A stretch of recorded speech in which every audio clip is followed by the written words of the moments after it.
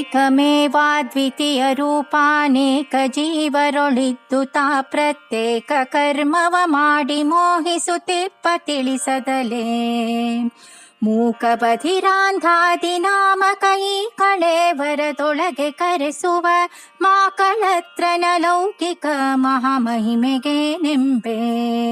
ಅಚ್ಯುತೋ ಯೋ ಗುಣೈ ನಿತ್ಯಮೇವಾಖಿಲೈ ಪ್ರಚ್ಯುತೋ ಶೇಷದೋಷೈ ಸದಾ ಪೂರ್ತಿತ ಉಚ್ಯತೆ ಸರ್ವವೇದೋರುವಾದೈರಜ ಸ್ವರ್ಚಿತೋ ಬ್ರಹ್ಮರುದ್ರೇಂದ್ರ ಪೂರ್ವೈ ಸದಾ. ದಾಸವರ್ಯಂ ದಯಾಯುಕ್ತಂ ದೂರೀಕೃತ ದುರಾಶಿಷಂ ಹರಿಕಥಾಮೃತ ಸಾರವಕ್ತಾರಂ ಜಗನ್ನಾಥ ಗುರುಂ ಭಜೆ. ಶ್ರೀ ಹರಿಕಥಾಮೃತ ಸಾರ ಬಿಂಬೋಪಾಸನಾ ಸಂಧಿ ಪದ್ಯ 14.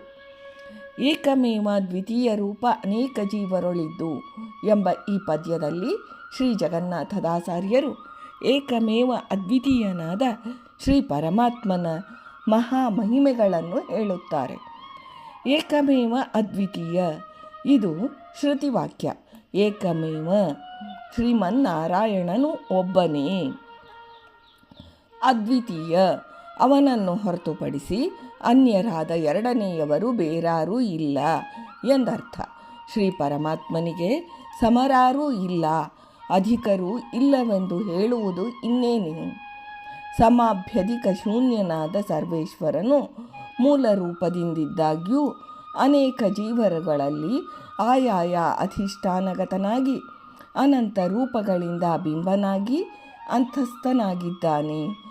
ಜೀವರುಗಳಿಂದ ಅತ್ಯಂತ ಭಿನ್ನನಾದ ಬಿಂಬರೂಪಿ ಶ್ರೀಹರಿಯು ಆಯಾಯ ಜೀವರ ಸ್ವರೂಪ ಯೋಗ್ಯತಾನುಸಾರ ಅವರವರ ಕರ್ಮಾನುಸಾರ ಕರ್ಮವಾಚ್ಯನಾಗಿದ್ದು ತಾನೇ ಬಿಂಬಕ್ರಿಯಾದ್ವಾರ ಕರ್ಮಗಳನ್ನು ಮಾಡಿ ಪ್ರತಿಬಿಂಬಭೂತರಾದ ಜೀವರುಗಳ ದ್ವಾರ ಮಾಡಿಸುತ್ತಿರುವನು.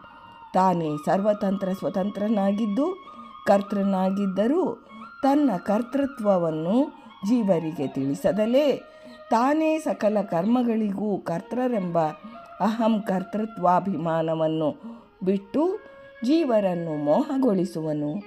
ಆ ಜಗನ್ಮೋಹನನ ಲೀಲಾ ವಿಲಾಸವೆಂಥದು.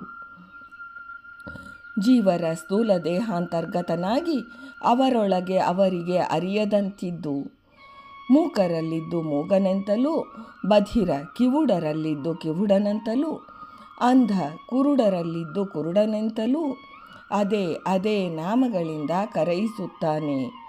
ಸರ್ವ ಶಬ್ದ ವಾಚ್ಯನು ಸರ್ವೇಶ್ವರನು. ಸಮಸ್ತ ಶಬ್ದ ವರ್ಣಗಳೂ ಶ್ರೀಹರಿಯಲ್ಲಿಯೇ ಇವೆ. ಹೀಗೆ ತತ್ತದಾಕಾರನಾಗಿ ತನ್ನಾಮಕನಾಗಿ ಜೀವರ ಸ್ಥೂಲ ದೇಹದಲ್ಲಿ ಕಳೇವರದಲ್ಲಿದ್ದು ಕಾರ್ಯನಿರ್ವಹಿಸುವ ಕಮಲದಳಾಯತಾಕ್ಷನ ಅಪಾರ ಮಹಿಮೆಗಳನ್ನು ವರ್ಣಿಸಲು ಸಾಧ್ಯವಿಲ್ಲ. ಅವನ ಲೀಲಾ ವೈಭವಗಳು ವರ್ಣನಾತೀತ ಎಂದು ಶ್ರೀ ಜಗನ್ನಾಥದಾಸಾರ್ಯರು ತಿಳಿಸಿರುತ್ತಾರೆ. ಭಾರತೀ ರಮಣ ಮುಖ್ಯ ಪ್ರಾಣಾಂತರ್ಗತ ವೃಂದಾವನ ವಿಹಾರಿ ಶ್ರೀಕೃಷ್ಣಾರ್ಪಣಮಸ್ತು.